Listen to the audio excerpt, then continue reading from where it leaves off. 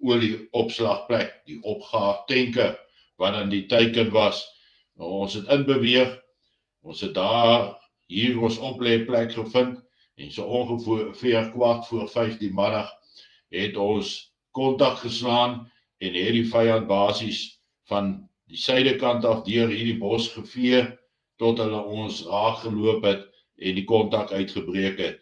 Ons het ombeweeg om die bos, weer ingekom toe ons van hierdie kant af in 'n snoppergroep vasbeweeg het ons teruggegaan in die bos in, en dis langs hierdie klein amper leegtetjie wat hier uitloop, waar ek en korporaal Louis van Bedaar en Roland Liebenberg langs beweeg het, en hulle albei is daar doodgeskiet. Ek was 3 keer raak geskiet, nadat hulle my gevang het hulle my 'n 4de keer geskiet.